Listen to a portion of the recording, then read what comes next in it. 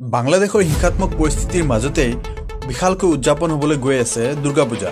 বাংলাদেশত হিন্দু সংখ্যালঘুক সুৰক্ষা প্ৰদানৰ বাবে দুৰ্গা পূজা উদযাপনৰ পূৰ্বে কঠোৰ নিৰাপত্তা ব্যৱস্থা ঘোষণা কৰা হৈছে।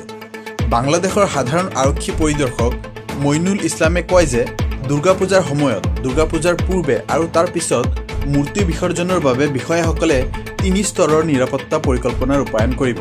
তেওঁ লগতে কয় যে বাংলাদেশ আৰক্ষীয়ে পূজা মণ্ডপসমূহৰ নিৰাপত্তাৰ ক্ষেত্ৰত সৰ্বোচ্চ সতৰ্কতা অৱলম্বন কৰিব। অহা ৮ অক্টোবৰৰ পৰা ১৩ অক্টোবৰত অনুষ্ঠিত হ'বলগীয়া দুৰ্গা পূজাত মুঠ বাংলাদেশত ৩২,৬৬৬টা পূজাৰ মণ্ডপ আয়োজন কৰা হৈছে। ৩ স্তৰৰ নিৰাপত্তাৰ উপৰি ছ'চিয়েল মিডিয়াত উৰা বাতৰি প্ৰচাৰ ৰোধ কৰিবলৈ আৰক্ষীয়ে চাইবাৰ মনিটৰিং অধিক শক্তিশালী কৰাৰ কথাও অৱগত কৰে IGPয়ে। জৰুৰীকালীন অৱস্থাত ওচৰৰ থানাত যোগাযোগ কৰিবলৈ অনুৰোধ জনোৱা হৈছে। ২৪ ঘণ্টাই সতৰ্কতাৰ বাবে আৰক্ষীয়ে CCTV কেমেৰাও স্থাপন কৰিছে।